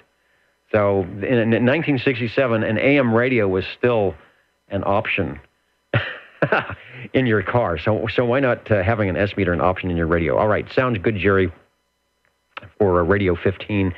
And the Jingle Singers want to get in here before we have to sign out. So let me do that. And we still have time. If you're warming up radio, don't fret. We will definitely get you checked in. Let's do some spelling. OTR. 27.085 megahertz. Channel 11, Old Tube Radio. Old Tube Radio. And we've got room. Anybody got Radio 16? Yo. Yep, I'll take that one. All right. Actually, we have two. We have so we're going to keep going. We'll keep it going here as much as we can. Mike 47, step up into the green room. Don't go away. We will be right to you, and you will actually be Radio 17. Who is the Yo station? You might be Radio 16. Well, that would be number 7 with an E.F. Johnson. Okay, Radio 16, and I'm checking my long list here tonight, and that is a good choice because we have not heard from, is it Winnisquam, Minnesota, for the E.F. Johnson radios tonight. So while you take a transmission on whatever flavor of E.F. Johnson you have, I will be ready to perhaps pop up a photo of said item. Go ahead. Yes, the E.F. Johnson Messenger 223 with the D104 Silver Eagle attached. That seems to be the popular microphone tonight if you're not running the stock supplied microphone as a D104, which is understandable since that was a very popular microphone. There's our shot, the E.F. Johnson Messenger 223 in all its beauty. E.F. Johnson, who knew radios quite well, and said, well, let's give them what they need. And that's a nice big S meter, a nice big speaker, all 23 channels, and 2 knobs, on, off, and a squelch, and we'll be done. And we'll put it out in the market, and we'll sell a whole mess of these back in 1969, 1970, all the way up to 1972. And we'll put a decent price at about $200. And there are still a lot of them out there. Yours sounds marvelous. I believe, doing my homework from the check-in last week or a couple of weeks ago, yours is a bit different than the photo that we were showing. Over. That is correct. Mine's been modified with a couple of blue LEDs for the lights for the S meter and channel selector, and it has buffalo nickels that have been glued in place instead of the little, gold little discs in there that were there. So it looks kind of cool. Okay, maybe we'll have to call it the Johnson Messenger 223 Plus. Buffalo gals, won't you come out tonight? Sounding good and looking good for Radio 16 on the list. And glad you were able to make it back to the Radio Shack tonight to put something on our list. Sounding good, and thanks for bringing it by. Oh, and thank you for all that you do. In fact, if you have time, I'll get one more in here before you clock out. Okay, I think so. I think we're putting in the overtime. We've got the overtime switch tonight. We've added some more punch to the bowl for the jingle singer, so they're going to hang out and do some counting and mounting for us. So, and we have a lot of listeners on the net tonight, still hanging out with us. Before we head over to Michael, we've still got a lot of stations locally here: Fresno, Spring Hill, Florida, right in the front row. Dallas, Georgia, of course. Centerville, Virginia, Frisco, Texas, Rialto. Well, we haven't Rialto, California. Good to have that. Of course, Utah's in, New York is in, Spokane, Washington, another New York station. See, all the New York guys are wanting to hear some of the big stations. See what us West Coast guys can do. So we'll see what we've got. But so far, I think we've been doing pretty good, and we'll hang out until we can make sure that everybody's who is warming up a radio gets it on the air. And that would take us over to the Radio Lounge. Hello, 47. Hey, good evening. What a pleasure it is to check in this Browning R27 S23 for your listening pleasure. Okay, and that is R27 S23. That is our second original Browning Eagle of the evening. And I believe, unlike Ron, you have we'll call it the banana-style microphonium to go with yours. Over. Yeah, I sure do. This was my second tube radio that I'd ever purchased, and I think Harvey was kind enough to help me out getting a Turner Plus 2 mic for it. I used that for quite some time, but I had heard someone on the show, as a matter of fact, talking about the banana-style mic, so that started the gears churning, and lo and behold, I had to have one. They're pretty cool.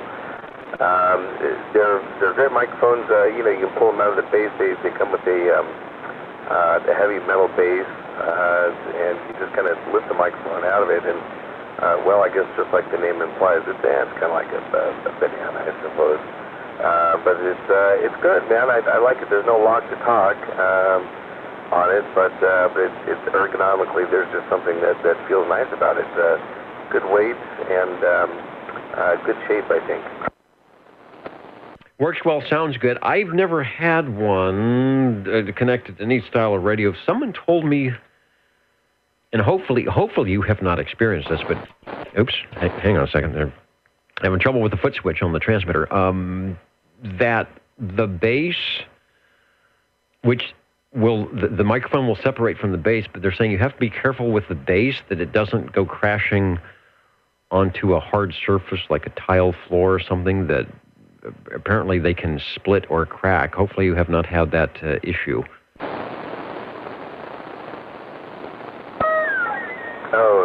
In listening. No, I sure haven't. I don't know if this would be strong enough to break a tile, but we've got rug in the radio lounge here, so I don't think there's any danger of that happening. Although, thanks for the warning. I'd hate to have it crash down on top of one of my other radios.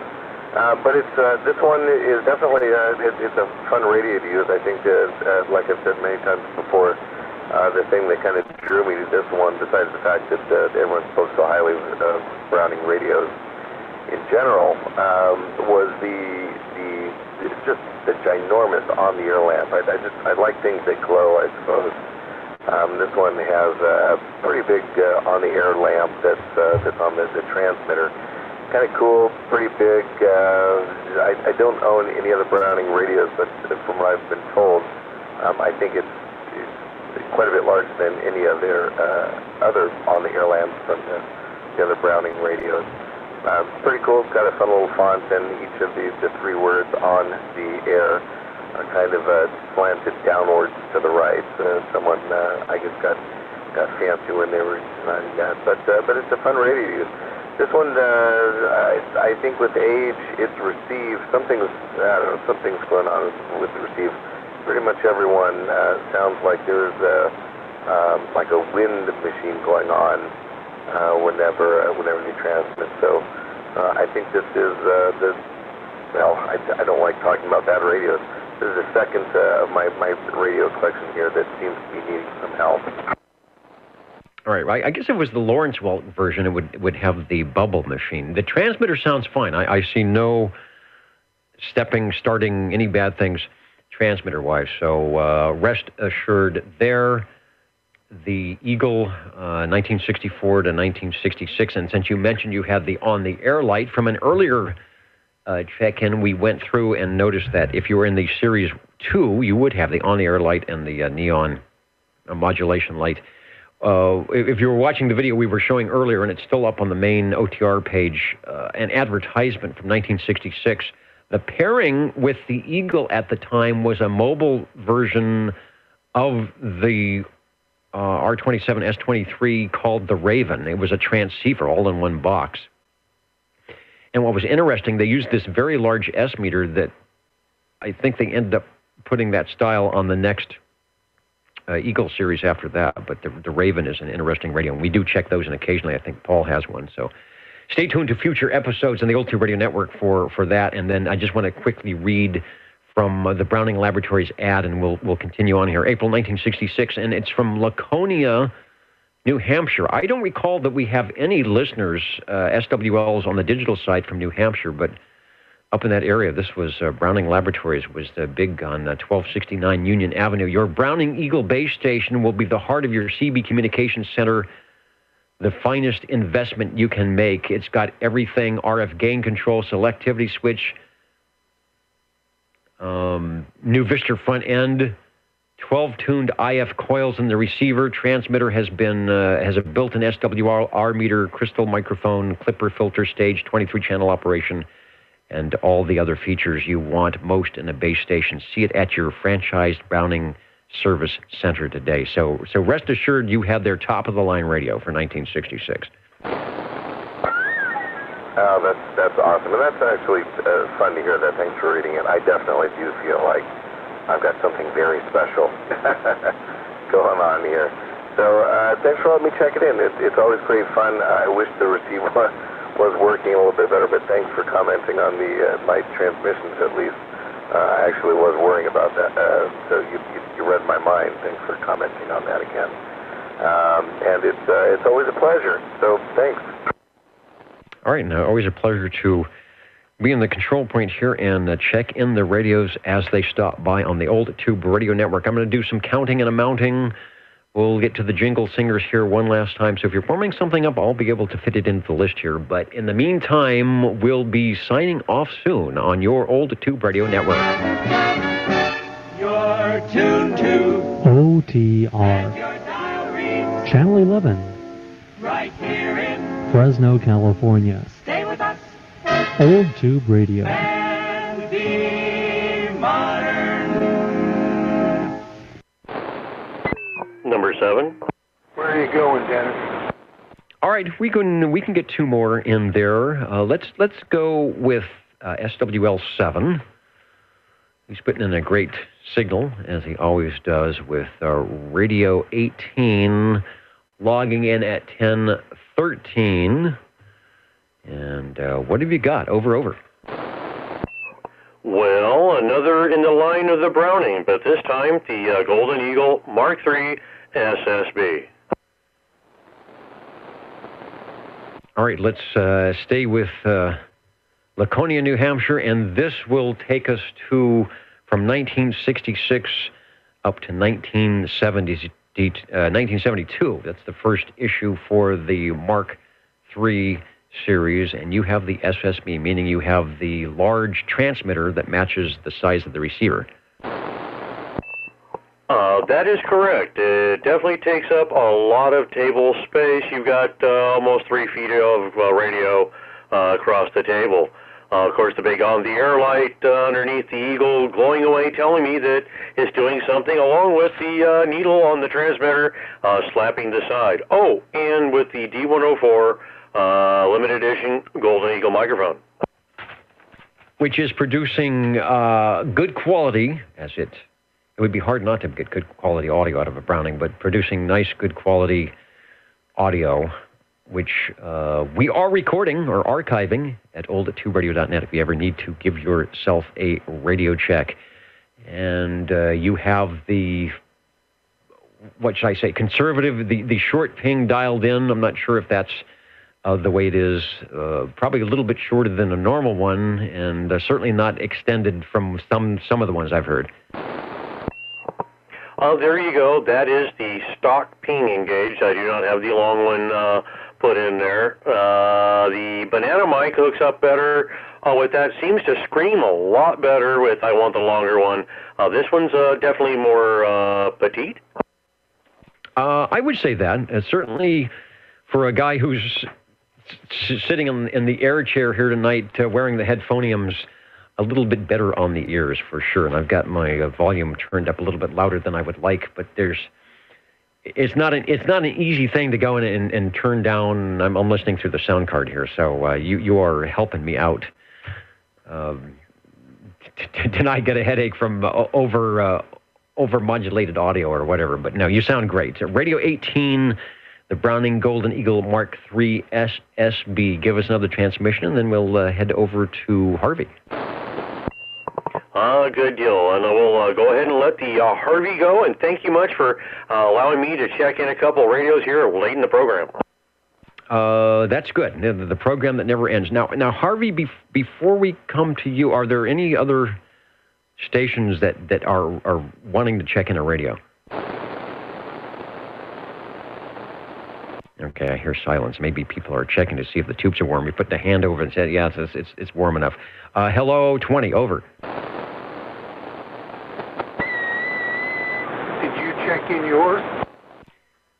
Let's see. Can I check in mine? I can't actually check in this one yet. And I was thinking, I was looking back. That was sort of a cue that if Mike had a third radio, but I don't know if the Robin is working or not. That was sort of a call for it. Sometimes he gets that Robin going. Well, I'll be 19 tonight. Okay. Anyway, I could turn on another one, but I'm losing my voice, and I'm too tired to go find it. So we'll check in the Golden Beagle R68T68 by Browning Laboratories with the custom D104.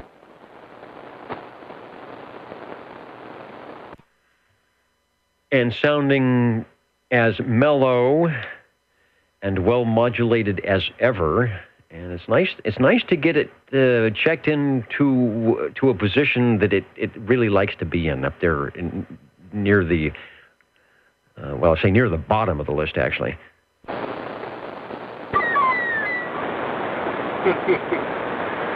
You bet.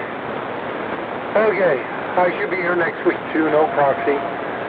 And anyway, because I'm losing this voice here, I'm gonna. Oh wait. There was one other thing. You mentioned something about the Hallicrafters and the RCA radios earlier. It's the Hallicrafter CB2, excuse me, is basically the same as the RCA Mark 7. Okay, my note said, and we were looking at the CB3A, that it could be similar. I think I said an RCA Mark 7. I might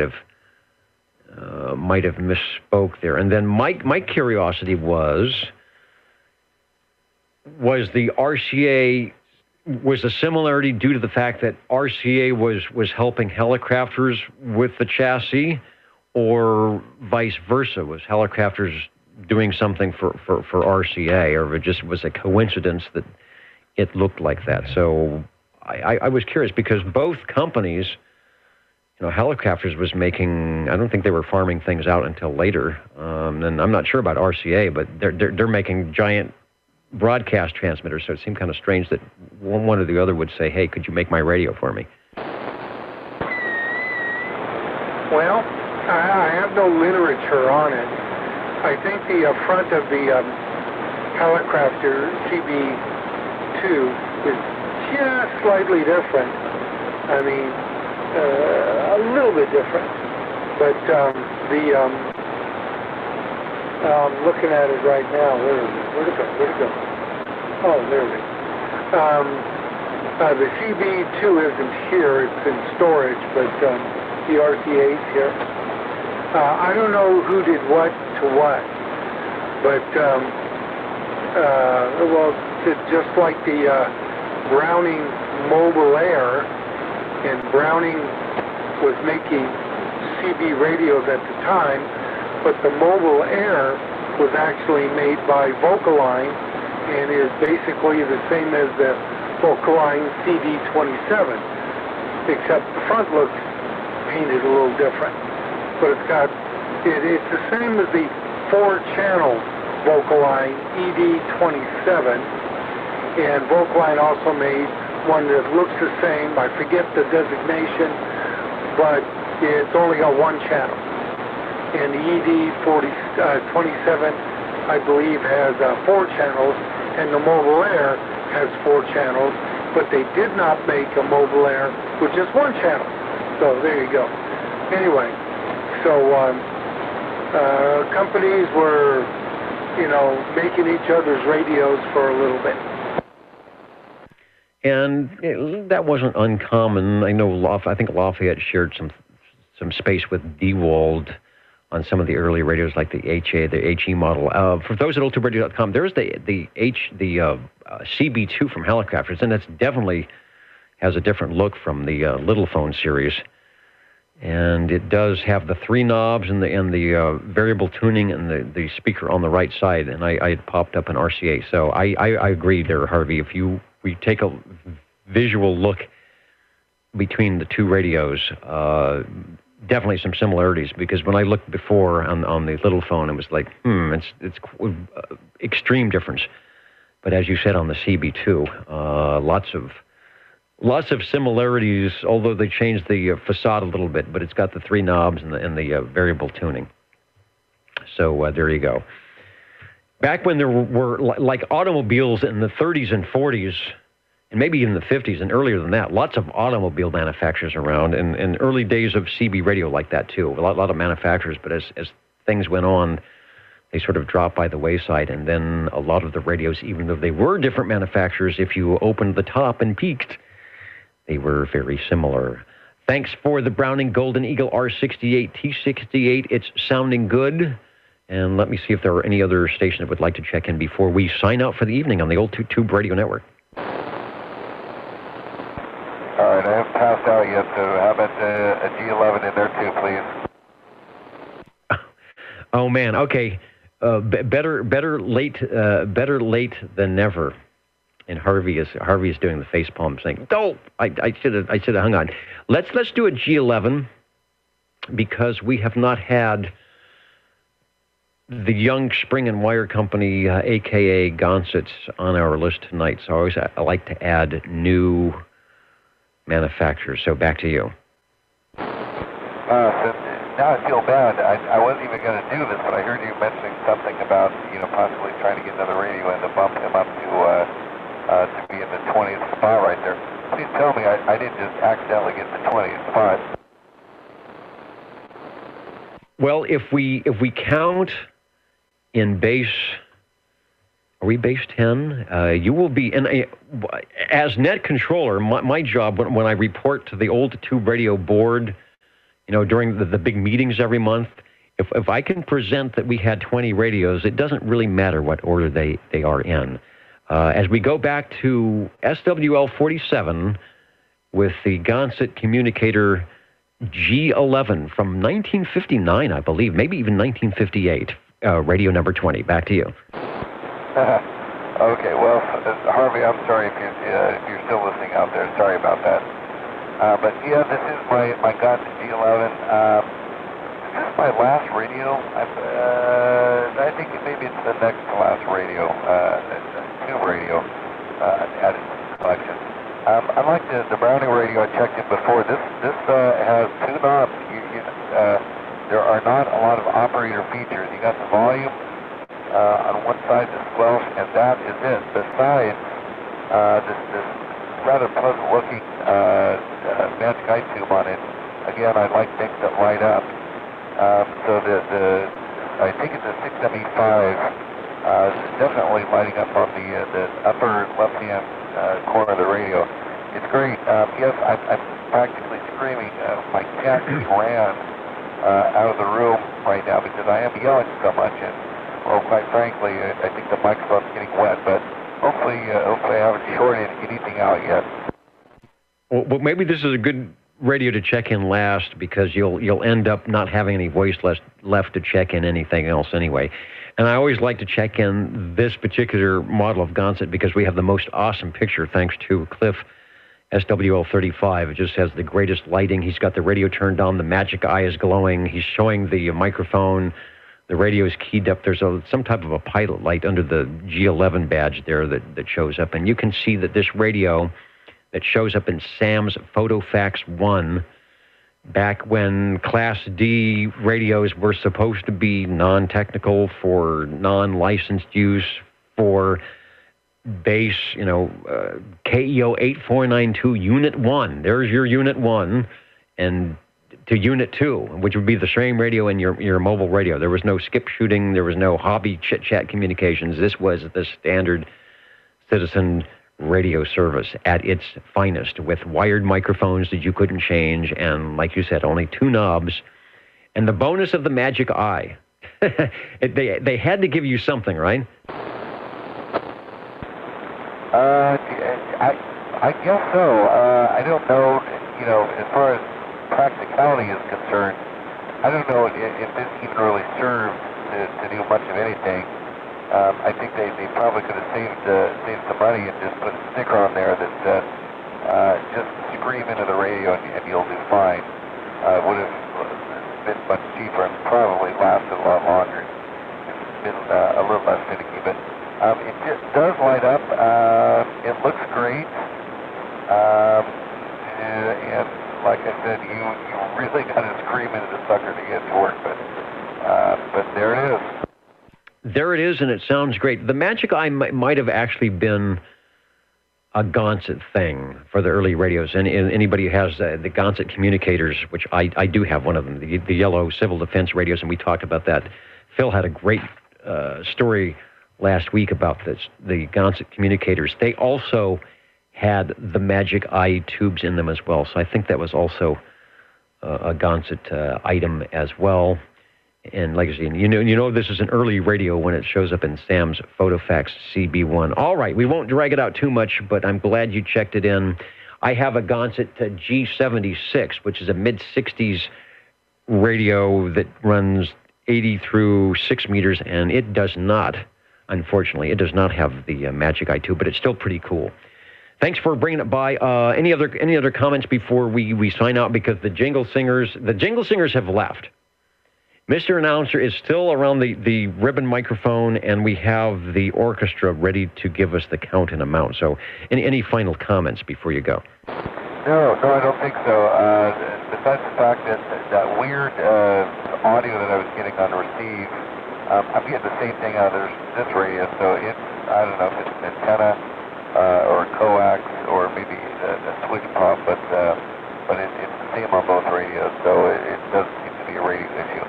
But on that, thanks for letting me check it in. Everyone sounds great, even though this sounds rather windy. And I'm back to you, and have a great week. All right, it's been good so far. Coming up next week locally, we've got the World Ag Expo. Is that coming up? Yeah, that's like Thursday, Friday, no, Tuesday, Wednesday, Thursday. The World Ag Expo down in Tulare, which has been going on for a while and is a big deal. Mardi Gras, a Mardi Gras parade, or part of one. I guess that goes on for a couple of days, but the big parade tomorrow in the Tower District, down Olive Avenue at 1 p.m. And the theme is Toontown, believe it or not. So it's a Toontown theme. So if anybody wants to see a Mardi Gras parade, pick your spot out in down Olive Avenue near, what is it, Palm, Washon, no, it's Palm and Fruit, that area, for the wacky Mardi Gras parade. 357, British Columbia waving to us. Been out there a long time. Thanks. Good to have you aboard. And still a lot of you out there listening at oldtuberadio.net. Thanks for doing that. Just a reminder, we do this every Saturday, 8 p.m. Pacific time to whenever we sign out. Normally about 10 o'clock, but we did pretty good tonight in a lot of radio, so we wanted to keep going. And, of course, many of you listening might do the same thing, have a get-on-the-air night or an old radio night or a vintage radio night. And if you don't, you can see we're having a lot of fun here, so you might think about it. It's a good way to get people on the air and away from the diversions of cell phones and things. Remember, nobody will give you a bill at the end of the month for using your CB radio. That is something to remember. And a lot of us who've been on for a while, I think I've forgotten that gee whiz, we all used to do this and we didn't have to worry about paying the CB radio bill at the end of the month like we do for a lot of things that we have now. Ladies and gentlemen, time now for the current OTR totals. They're playing extra loud because they want to get out of here. Wow, the current and final totals for the Old Tube Radio Network tonight. If we go to the SWLs, we had 11 check-ins on page 1, 16 on page 2, 15 on page 3, and 20. Wow, 20 on page 4. That must have been like the whole page checking in. And when you're number 4, you try harder. Isn't that what they say? 62 check-ins there. We didn't add anybody that I know of, and we are in week 6. There are 2 more weeks to go on this 8-week roster. And we did well, as it does in the years we get towards spring. A lot of people start getting back into the radio rooms, and we had 20 radio check-ins tonight. And I will read the list. I still have, where is it? I still have some of my freshly squeezed grapefruit juice here. Oh man, with the lemonade. You know that's great at 2 o'clock in the afternoon. Boy, that'll knock you out here at 10:30 at night. No, it's just grapefruit juice and lemonade. Radios. Oh, you know what I neglected to do because I was having so much fun here is find our most heard radio, and okay, it is definitely the Brownings. With 1, 2, 3, looks like 5 Brownings tonight. But let's go through what we did. Let's see everybody who did key up and give us a radio. Helicrafters, and we had 2 of those tonight. The CB3A Little Phone was our first radio of the evening. Thanks to Chris, SWL 37 for that, getting us started off. And then SWL 25, Jerry on his General Radio Telephone MC5, demonstrating the tone call, the tone signal, followed by Paul, Radio 3, on his General Radio Telephone MC5, and I thought perhaps the Generals were going to take it here tonight, but we do have another General Radio coming up. Chris, on his on his G PowerMate, Gem Marine Products G PowerMate was Radio 4 tonight, Radio 5. Dennis on the Cobra Cam 88, giving us an idea what you can do with the audio on tube radio. I mean, the audio is already good, but it bespeaks of piping some high fidelity into that front end little microphonium, and you don't even have to do the direct inject. It sounds great. So we do that here, and it's a lot of fun. If you're the high fidelity guys listening in, as you know, the transistor radios sound good. The tube radios sound as good. Dare I say, maybe even better. But that's a controversy we won't get into. Radio number 6, SWL25 on the Sonar Model G. That was followed by Chris on his Courier Royale for Radio 7, Radio 8, the Chris 23 Plus. Thanks to Go Boy for that.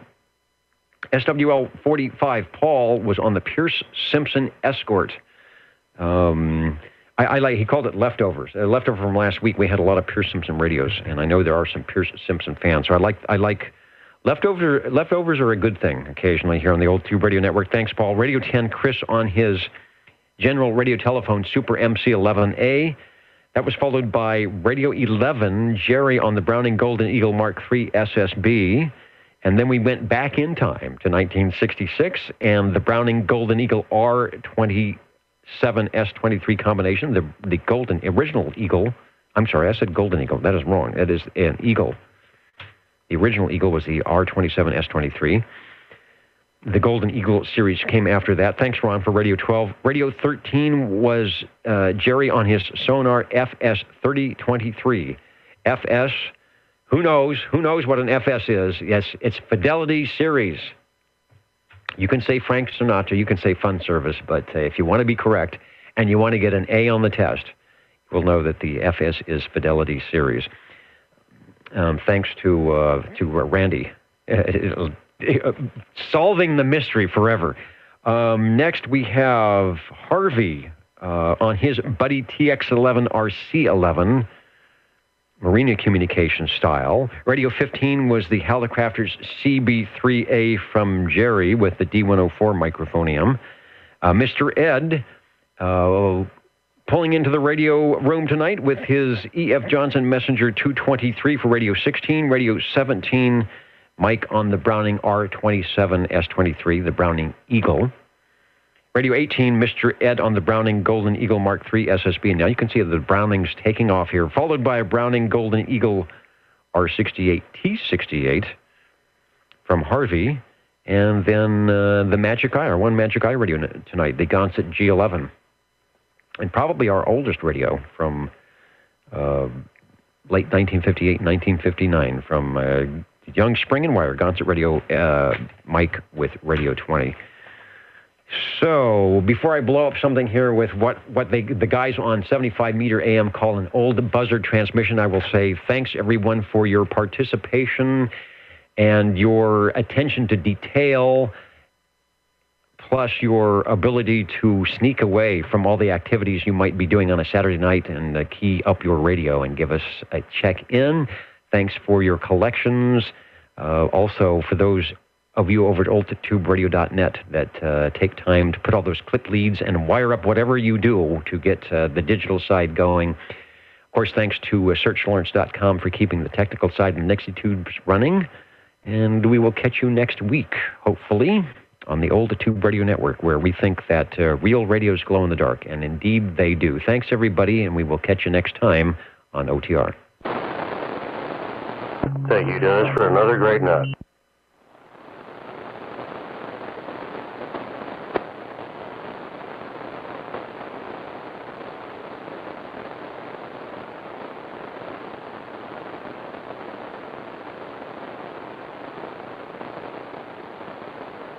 And good day, everybody. We'll keep the video up for a while.